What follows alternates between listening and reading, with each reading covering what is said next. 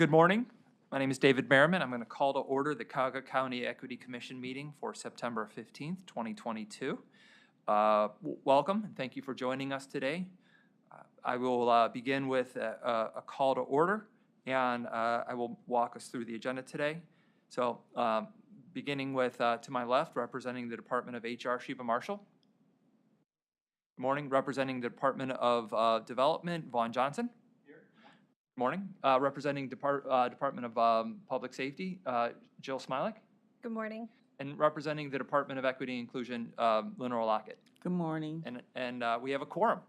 So the agenda as well as the minutes have been posted and are available for amendment. Is there any amendments to the minutes? Hearing none, is there a motion to approve? So moved. Is there a second? Moved by Jill, seconded by Sheba. All those in favor say aye. Aye. Any opposed? The minutes are approved. I do not see there is any public comment today, so we will move on from public comment and we will begin with opening remarks from the Equity Commission members. So I'm going to start to my left with Sheba and ask if Sheba has anything to share on behalf of the Department of HR. Okay. Vaughn? In addition to continuing our internal equity work, I wanted to give a couple of updates on some projects that I mentioned before. The Cuyahoga County Stimulus Grant that was launched in August. The grant window closed on September the 9th, and I'm very pleased to say that we had over 4,000 small businesses apply for those grants that are up to $50,000. And even more pleased that a significant number of those are minority-owned businesses. So we're very pleased about that. And the grants administrator, once they finish the vetting process through the scoring system, those will be submitted to the subcommittees for final review and approval. So I'm really excited about that. And then the second one is the county's project was Central Surge. Development has been working very closely with the Central Neighborhood, the CDC, Burton Bell Carr, and late last year and early this year, we did a joint initiative where we sent out a letter from Cuyahoga County and Burton Bell Carr to the small businesses. Over 1,000 letters went out informing them on the services that are available to them, many of them free of charge that they may not have been aware of. We're working with Burton Bell Carr to do an ongoing series of mailings or other types of communications with them.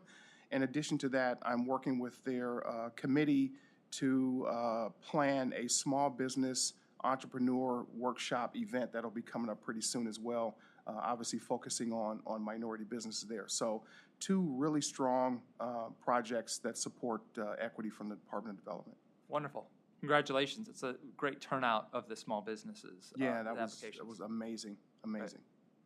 Right. I will share at this time updates from the Department of Health and Human Services. I think I would first acknowledge our major focus at this time is supporting staff to support the town hall process that has been led. I participated in a town hall on Tuesday. I thought it was great. We've gotten feedback, and we can talk about it in discussion about sort of how the different training and projects are going, but I just want to acknowledge the great work of equity and inclusion to get these going, to start the conversation and normalize the conversation. We're all struggling through low staffing issues, and folks are being spread thin. We know that. I think all of us have staff that work very hard and yet are still able to find time to participate in a town hall because it's important to them just as it is to us. So I acknowledge the great work that's being done around that. I'd also share that we are in the process of looking at our steering committee, the DHHS steering committee. I don't know if Jill will speak on some of the work that we're talking about together, but I would say that we are really taking a moment to look at all of the tools and the resources that are being presented through the Department of Equity and Inclusion, because I think those are very important county resources that really should be guiding us. So we're going to continue to allow our steering committee's work to evolve, our structure to evolve in response to, I think, the positions being established by the county, the resources that are being provided, and then ultimately feedback from our staff that participate in those, and they see new opportunities for improvement. So it's a huge acknowledgement and appreciation for the leadership that we've gotten around those issues. And then one comment on Vaughn's acknowledgement of the central surge. I understand yesterday was a central surge reentry expungement clinic that all reports was extremely successful. It was sponsored by the Councilman Starr, Cleveland City Councilman Starr, for his ward, but the Office of Reentry was a co-sponsor and a supporter. And I think that Central Surge initiative is really bearing fruit as we see just sort of some regular events that are welcomed and received by the community. The last thing I'd like to share is National Voter Registration Day kicks off with a series of events that begin Saturday. Even though it's, this is a many-year process. Over the years, we've celebrated Voter Registration Day. This year, there's actually going to be a series of events that begin on Saturday and run through the following Friday, the 23rd. I will share the flyer with Adam so we can post it with the minutes. There will be a lot of social media going out. What's exciting about this year's voter registration day events is that they're going to be spread throughout the community. They're not going to be a central event. They're going to be in communities every day next week. And I hope that folks will understand. The reason I'm bringing this up in the Equity Commission is Cuyahoga County has established language in our charter acknowledging voting rights as a central concern. And some of that is because of past and recent efforts to actually undermine voting. And I think our county has felt it significant enough of an issue to write it into our charter to say that, no, we as an organization are committing to voting and committing to supporting our residents to participate in the election process and democracy. And I think this is one of many examples where we work with the community, in this case over 60 partners, to really elevate and support voting as a core civic function. Be very happy to share this. Good morning, thank you. Public Safety and Justice Services continues to convene our internal DEI employee-led committee. We are in a little bit of a regrouping phase. We did unfortunately lose one team member he resigned and left the county, unfortunately. So we are looking for additional membership. Sort of similar to David's report out is that we've been supporting employees and making sure that they have the time and the resources that they need to attend each of the DEI meetings. And David alluded to this, but we've also formed somewhat of a learning collaborative with HHS. One of the leaders in HHS's efforts has joined our group to some extent. She's actually going to join a meeting with us this afternoon to share some lessons learned and to see if there's any place where we can sort of collaborate and learn together. So I look forward to seeing where that conversation goes this afternoon. I do want to amplify that. Sabrina Roberts has been sharing with me. I think she's joining the meeting and has been very, very impressed with public safety's sort of interest and work on this, and very excited to see that learning collaborative move into a sort of a new stage. Thank you. Thank you for your comments, and also thank you for the overall support for all of the initiatives. Again, as you mentioned, there are tools, there's an opportunity, but it takes all of us participating and emphasizing the importance of all of us in normalizing the conversation around equity, and also investing our resources, which includes time and our limited staffing resources, to also raise their knowledge about equity so we can make the progress that we can. So I'll reserve most of my detailed components to the remaining of the agendas for the updates. But again, thank you. It takes a team to make progress. Do any commission members have questions for each other in terms of updates shared? Okay. So then we're going to move on with the agenda. Our next item is a discussion or updates from Lenora on the diversity, equity, inclusion training. Lenora. Okay. And thank you again. And I don't want to take all the accolades. The team does include HR and also Clerk Berg from the clerk, of course, is the liaison for the Citizens Advisory Council on Equity. We meet pretty much weekly on the project. And also I have an internal team that do a lot of the work with the back office parts of getting the registration And we have a great team partner with Tri-C. That's been a great partnership. We completed the first round of town halls. So the first town hall topic 1 was completed yesterday. So we'll be starting town hall 2 the week of September 27th. And there will be 7 sessions with a similar schedule of different times and also different days, so we can capture the different shifts and availability, some flexibility there for employees to attend the trainings. We'll also be still providing the in-person component at Harvard Road, especially for those that do not have county-issued laptops and computers. After Town Hall 2, there will be Town Hall 3 that'll be followed. There's a week gap after the 7 sessions that'll occur over September through mid-October. Then Town Hall 3 will start, and that'll complete in the second week of November. Town Hall 2's topic is increasing self-awareness. Town Hall 3 is about improving emotional IQ and inclusivity. So again, the goal is to become more aware of any implicit biases or things within our control to make sure that as we provide our goods and services to our county residents, that we are providing it in the most equitable manner as possible. So it's more about being aware so that we could do better. Know better, do better. So again, I appreciate the feedback.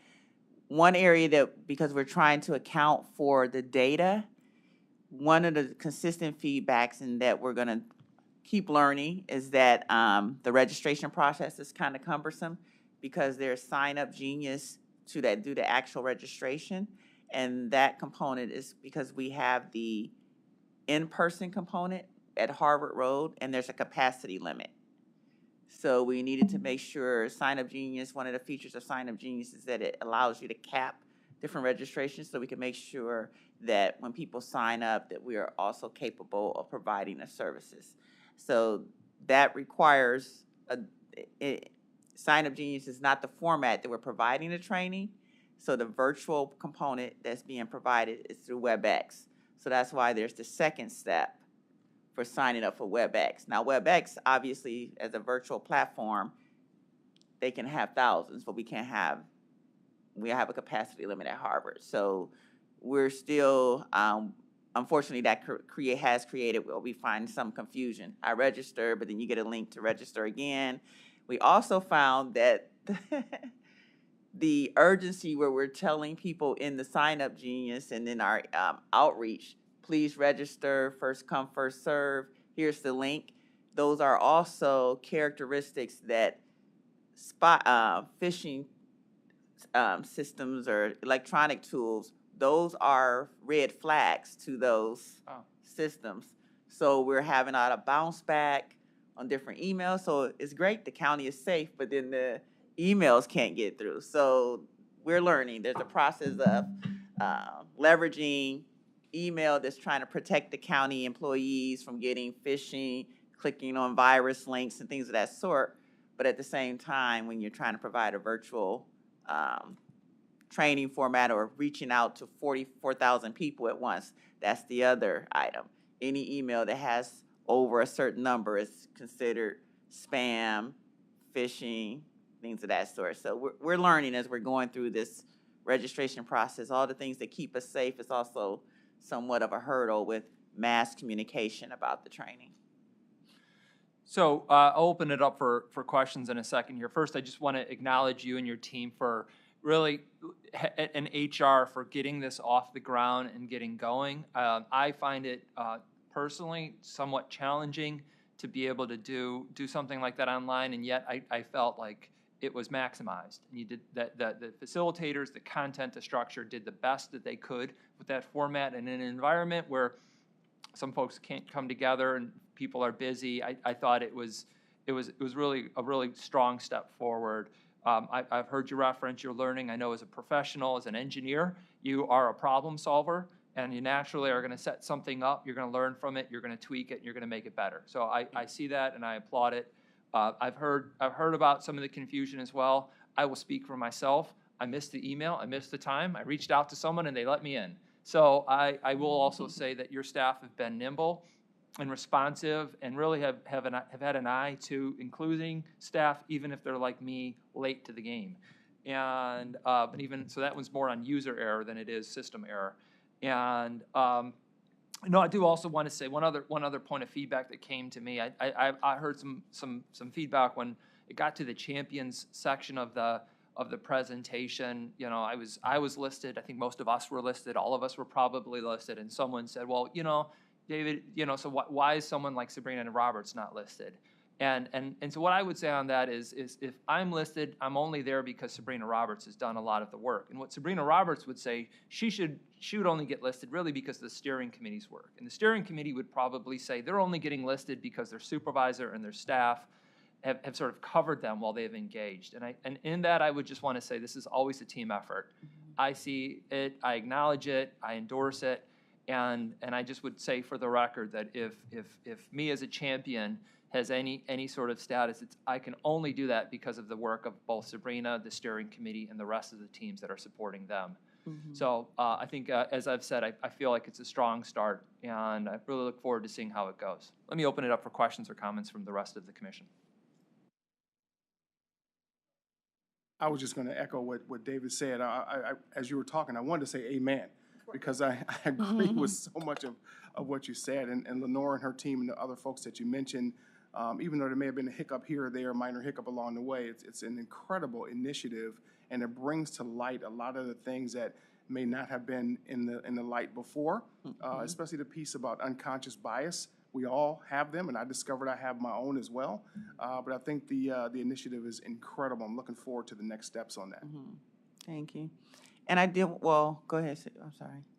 Well, I was going to add, yeah, I'm so impressed with the undertaking, and it's working so well. But what I'm more impressed with is what David said and what I've heard employees calling to say, hey, I want to be there, I can't get in, can you help? As opposed to leaving, not coming back and telling 8 people it didn't work for me.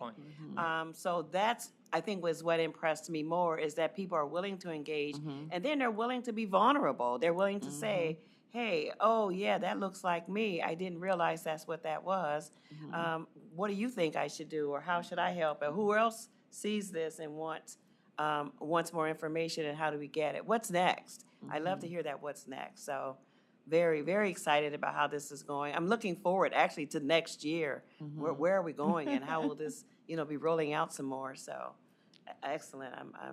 And like you, I missed my first one in a meeting, and I ended up signing up for the second one, but she called me up, got me right in, and scheduled for the next one, and it was excellent. Love the comments, love the comments. And I just wanted to echo your statements regarding DEI champions. So yes, there are a lot of champions that are not listed on that PowerPoint slide.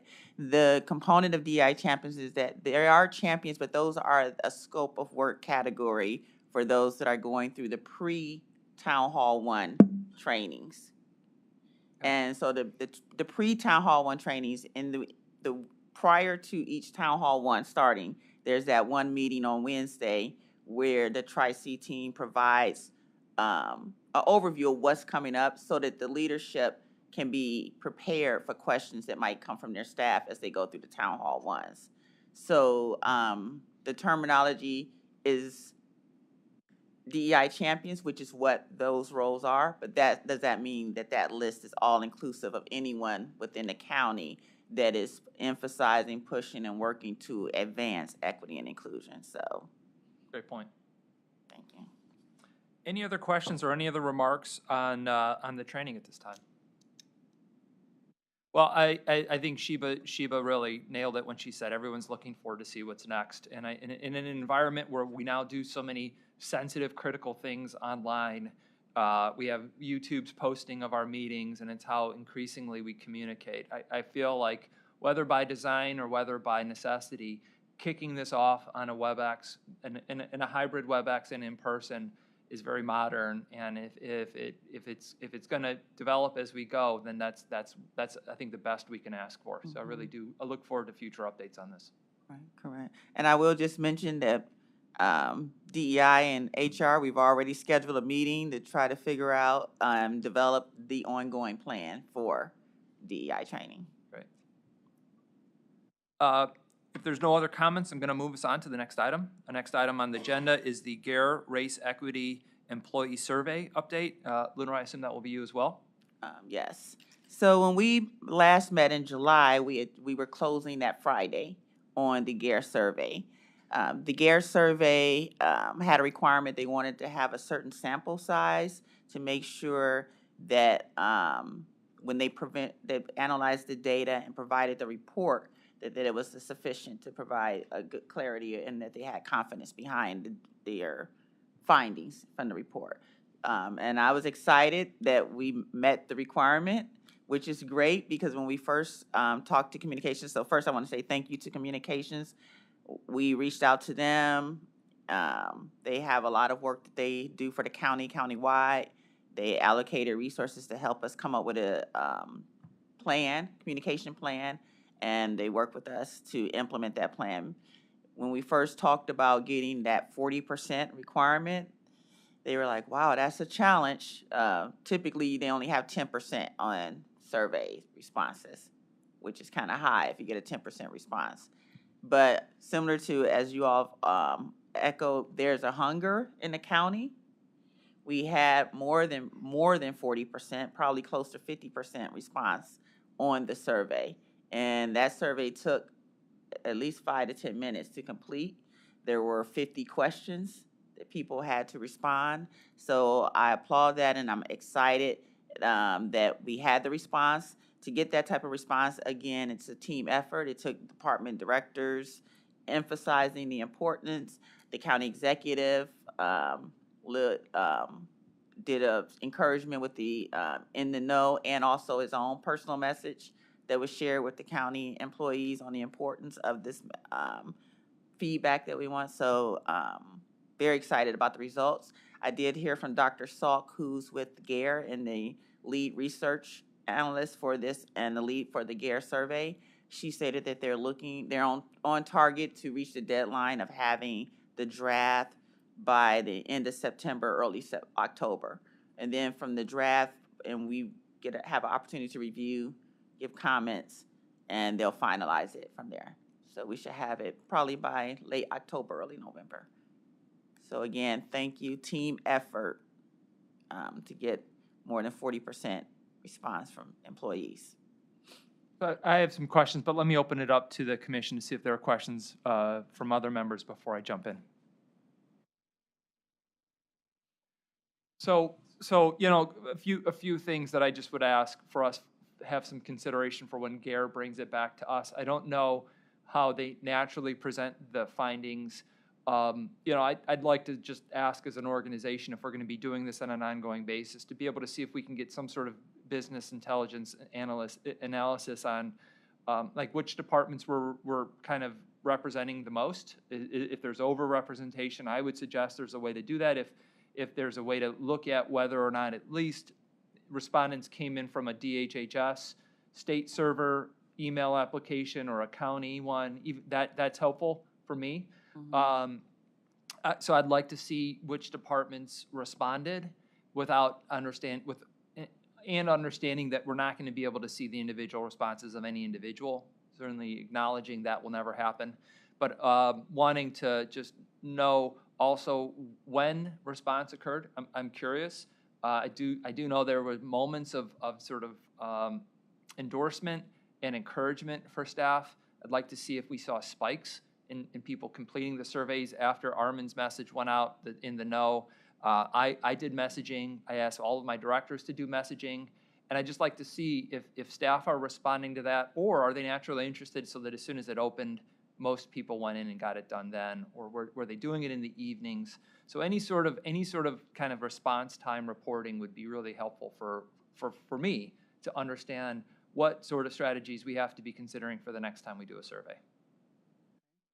I'll see what data is available in that aspect. So I do know that as part of the survey, one of the free text components was where they could, drop down, they can say if they wanted to indicate what department they were from. Okay, Now, keep in mind, so that because the survey was, anonymous, we did group smaller departments in with other departments, because obviously if you're a small department sure. and 3 people and you're a staff of 5, then, so, but as being a large department, I think we did keep HHS separate as far as HHS, not senior and adult services, DCFS. So we will have what people reported based on the department groupings that were provided. Great. I'll check with communications, because as part of their communications, they did use the, I believe, constant contact. Mhm. And while they can't tell if someone completed the survey, they can tell if someone clicked on the email. Great. So there may be a way to say we sent out in the know and there was a click on this many clicks the next day, so I'll have to talk to them about what data, because they don't know if they completed the survey. They just know whether or not they clicked on the. I think Yeah. anything we can get would be Okay. beneficial, just as we understand our staff behavior, and, when they take the time, when they prioritize this as opposed to that, and any sort of feedback that helps us prepare for the next survey. Can't remember if this is done biannually or if this is done at certain stages.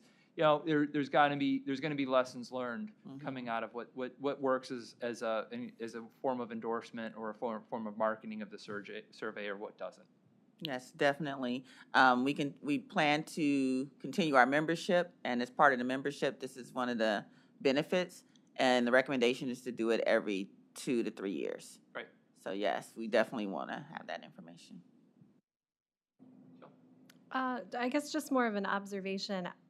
I don't recall exactly the dates of the survey versus the dates of the town halls, but I do recall that a lot of the survey was focused on, do you think the county is headed in the right direction, sort of information, which I think is very valuable, but I'm almost thinking it's going to be sort of a pre-test versus because after the DEI town halls, I think people will have a different understanding of where the county is headed. Yes. So I wonder if there's a way to have some feedback after folks have completed all 3 of the town halls, because I think you might have different results at that point. So just an observation. Yes, definitely. So we are looking at this being kind of our baseline. So yes, we are expecting, obviously, that hopefully we make a lot of progress, and I agree that the survey took place in June and closed July 25th, 22nd. So that was before the town halls. Now, a lot of the managers had at least their first class. So you are correct in that a lot of the questions were about, do you know about the county's initiatives, where it wasn't, where the direction the county is taking. So the baseline is going to be pre-town hall. So yeah, definitely. Any other questions on the on either the GARE survey, or while we're on the point, any other kind of relational positions on GARE? Actually, as we talk about GARE, I know they have an annual conference. Do you know when that is scheduled? Is that still to come this year, or did we already pass that? Yeah, they had it earlier. Okay. So they had it in April. Okay. They did a combined virtual in-person format, and it was we attended virtually. Okay. But it was there were joint combined components of the conference, but a lot of the topics, there was either topics that were just for in-person attendees, and then there were topics that were virtual. They didn't do a combined too many, except maybe like the preliminary, like the kickoff in the morning, the afternoon. So they did have it was interesting, as you stated, trying to figure out how to do both the virtual and in-person. And is it one system, one conference you attend virtually or in person, or is it 2 conferences that have joint sessions? Interesting. So theirs was more of a virtual conference and a in-person conference with combined sessions, overlapping times. It wasn't. Well, you know, it's early in the year, but as I recognize that the county's moving towards a transition, a new executive will be in office by the time the next conference is launched. I'd like to just put you know, put in the parking lot if it would seem acceptable to identify staff to go to the in-person conference next year, and having a selection process to not just look at those of us that get to sit around a table like this, but some of the team members that are doing the actual in the field work, in you know, in the small group, that the task force work. And then I'd like to make the recommendation for the next executive, whoever that is, that they consider prioritizing some of our staff that have been champions in their own way, Yes. to go to the national conference in person and bring back updates. I agree. I think that's awesome.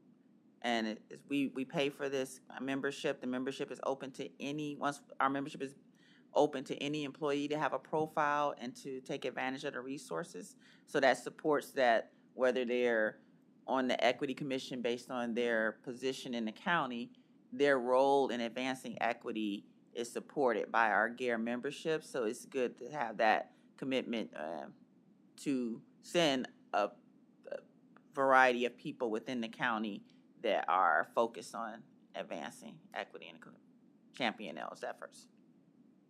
Well, I'll take it back to my team to give some thought to, if we were to have a process and we were to like look for a way to nominate who should be suggested. And, you know, again, that's another fiscal year, that's another administration. There's no way to make commitments at this time. But I think it's worth having some discussion about, you know, Yes, really definitely. giving folks that have the highest interest in the commitment to this that opportunity to go and participate in the learning and fellowship that probably exists at that conference. And it further sends the message, we're committed to stay. This Yep. is something we're committed to doing, something we want to see. You know, I have, we had some transition in the department, and so we, you know, sort of rose up, and now we're settled down again. And, you know, my team's coming to me and saying, we have our newsletter, it's all ready, let me know your thoughts. What else you think we should add? And as I look it over and I add, and I don't want to influence it, as I love what they're doing, and it adds another way. I love that, be able to take back to them and say, hey, by the way, we have this conference next year where the great work that you're doing for, you know, the HR department can be supported by possibly doing this next year as well. Create some enthusiasm, but I think it creates that perceived commitment that this is here to stay and it's valuable and important. Here's some more work to help you out with that. And if I could just echo that, this could be like an extension of some of the DEI work that we're doing internally within our department already. We have some silent DEI champions in our department, and this would, you know, continue those efforts, and they could bring that information back to the department as well. So great comments, great ideas too. More to come. Yeah, I think that's an awesome idea, definitely. All right, well, let's put it on, let's put it in the notes, let's take it back, let's get some feedback from those around us, and let's continue it maybe in discussion, either at this table or in our annual report, which is really segue to the next item, which is the annual report. And what do we want to say to the next administration about the work that has gone on over the past year and our thoughts about moving it forward? So, Lenora, I think you get this agenda item as well. Do you want to kick us off? Yes, I'll get it started. So we have this annual commitment. The next report is due January 31st of 2023. And that's right in the midst of the transition. The report that's supposed to come out in January of 2023 is going to report on our efforts in calendar year 2022. So we're looking to try to have it, as was done last year, substantially complete before the end of this year on our efforts this year. But as we know, it will be issued by the next administration. So we're working with Communications Department. We're also looking at leveraging the fact that we've been doing the pilots for 5 years. Not 5 years, but the 5 pilots for the past couple of years.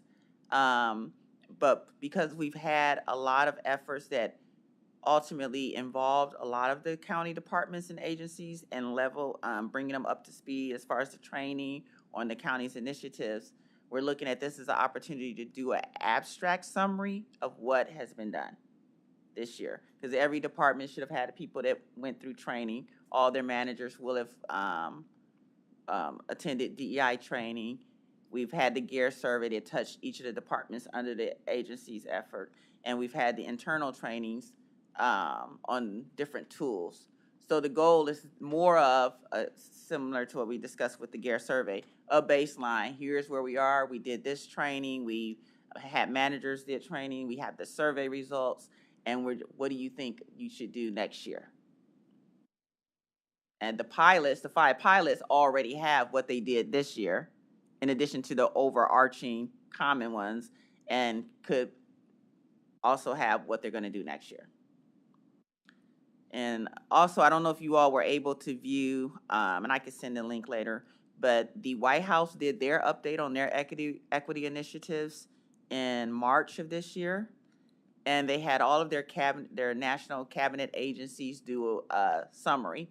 And again, it was, on average, there were about 3 to 4 pages. And these are the Department of Defense, the Department of Transportation. So these are humongous organizations with a national perspective, with a multitude of components and initiatives, but they were still able to succinctly provide a summary of their goals for the next year. And that aligns with the, when we worked with communication last year, in that we want the equity report to provide a summary, an overview of what we're providing, and to still be appealing, that it's not a 13-volume Britannica, but it hits the details. And then you can always have the appendix if people want to get further data and dig further into the details, and or reach out to the different departments on specific initiatives. So we're looking at developing or finalizing a template that provides that abstract view, but gets to the core of the information. Lenora, I'd like to ask if you can provide that summary. I think it'd be great for communications to be able to see it, to sort of track format. I think it's a great observation. It's a good find. And, just acknowledging, again, that point on transition. Some of us are in at-will positions, and some of us are in civil service protected positions. And, I don't think anyone should assume who will be around the table next year. So I think, assembling enough of these items and enough of these documents and frameworks ahead of time to be able to present it to the next administration, to have them on file, to have them available, so that they can meet a deadline of having that report published, is, I think, great leadership. I think that's very helpful. It will be helpful in a transition when I've been on both sides of it. There's a billion issues you're inheriting. There's a billion issues you're coming in with. You still have to come up with your top 2 or 3 priorities every day. I think we can help do that by presenting that sort of that deck of options. I think there was a question. No, I didn't have a question, just maybe a comment. Lenora, you mentioned about equity as it relates to departments. Department of Development, we have a number of initiatives that we can point to that clearly support equity and supported by data. So if you want to have that from us, we can do that from ED and from CD, Community Development. Okay, thank you. Any other questions on the equity report and the progress and schedule? So just tentatively, what's the expected or anticipated initial draft date? Okay, so we're meeting with communications next Friday on the 23rd. We're looking at potentially similar to that, the first or second week in November, to have, and we're looking at possibly having a webinar, because again, we're hoping to have a template ready, and a lot of the data we will already have from the GEAR survey, the trainings that have occurred. Also, as part of the training for managers, there were one of the ideas was for managers to propose projects. So there have been some projects proposed. So we're going to share, we already have that listed on the DEI training site. So we're looking at that some type of webinar, because there's a lot of resources and information already out there. And our goal is to prevent the structure of that abstract, so that the departments, obviously the leaders in those departments, have a more intimate understanding of their department and what their high priorities are and how it impacts equity. Similar to how we were impressed with the projects that people are using for ARPA Mm. with the two presentations and how those projects within each director's authority, they were able to advance equity within their mission. So again, we know that the team, the best effort and role will be from the department directors who have an intimate understanding of their mission and how they can use it to advance equity. Well, I love the vision of trying to have it be, you know, of a scale and a size that it's usable and it's inspiring and people are wanting to read through it. I do think back to the first two equity reports that I was a part of where, you know, they were nascent in our development. I feel like we've done so much this year. So if I've got any vote on the matter, I would vote for capturing as much of the work your team has done this year. And if necessary, you know, having that be the principal focus as opposed to department level work, and choosing to have less items that we focus on, and to your point, including an appendix, and if folks want to get more into detail, I would say for the next administration to focus on this year's activities, they should really be looking at the trainings and the survey, and everything else is probably context they can get caught up with. Any other questions or comments on the report? All right, I think we're to the next item, which is the 2023 Equity Commission meeting schedule. Is there a proposal for us to consider? We're just stating continue it bi-monthly. Okay. Third Thursday. At 10 a.m. In either The reason I conference room brought A or this- B? Well, yeah, that's another reason why we want to get it early. Yeah. But because November will be our last meeting of Oh. the calendar year. Got it. So it approaches quickly. I mean, you have 4th of July, and then it's like, where'd the year go? So to me, that makes sense. Does anybody have any feedback or any concerns about making that as the schedule for 2023? All right, I think that's our schedule. So if on the off months, we'll have our work group meet. Yes. And then the other months, it'll be the full committee. We'll bring it forward. We'll get it scheduled, again, to the theme of transition. If the next administration wants to do something different with it, I'm sure they will. Right. And also in the spirit of transparency, I just would have the commission know, Lenora and I had a conversation this week about whether I should continue on as the chair. I've stated to her I'm just so impressed and so grateful for all the work she's doing, all the leadership she's providing, that I, for one, am happy to step aside and allow her to, you know, take on the chair role. And I think just for the sake of continuity for this year, I think we'll stick with what we have. We've got one more meeting. We'll see the year through. But I acknowledge her, and I recognize that she's putting in the bulk of the work with her team. And my role is at this point more procedural and being the chair, but I know that her role is actually getting the work done, and I acknowledge that. Oh, thank you, but I appreciate working with you as the vice chair. It's a team. So. Great. Well, I think that was our last scheduled item. We're on to closing remarks. I started on my left. This time I'll start on my right. Lenora, any closing remarks that you want to introduce? Happily, I'm finished talking. No. Heard a lot from me today. Nothing for now. Thank you. Great. My only closing remark is as we've talked a bit about transitions, there are quite a few transitions going on in my department. We've seen significant turnover of leadership. Some of our positions we've worked through. We now have permanent postings. We have a new DCAP director, Marcos Cortez. Most of our other positions, we're going to continue with TWL interims. And I would say to you, my colleagues, my peers, if there is a new person in a new position and you don't know who they are, I would hope that this meeting and these processes have us opening up communication, and we're picking up the phone and calling each other. I think as Jill has pointed out, you know, having that department-to-department coordination and collaboration is critical for us to make advancement. And some of that may have lied with a person who's moved on. I don't think we'll miss a beat if we keep communication going. I just continue to be encouraged by the work that I see coming out of this group. You know, I celebrated my 1-year anniversary with the county on the 13th. And when I first started coming to these meetings, it was a handoff from Paul Herdeg. And to see how much work has been done through this commission, it's just incredible to me. It's important work. It's supported by the county executive.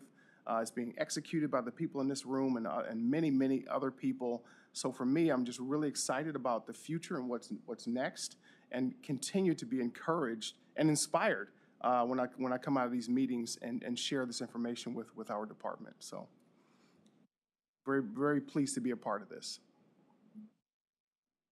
And I agree. I'm so excited to be a part of this, and just to watch Director Lockett just take this and run with it, and I mean, her whole heart and soul is in it. And just to see how the needle is moving. You know, the whole time you were talking, I thought, I'm going to go back and read that report. Where did we go from last year to right now? And the very one thing that sticks out is the conversations are open, out loud, and alive. You know, they're not our best conversations in some instances, you know, but they're not our worst conversations. People are saying what they do like and what they'd like to see better. And I'm just excited about the conversations that are happening at all the levels, among everyone, and it just means a lot to watch, like you say, to watch this work go forward.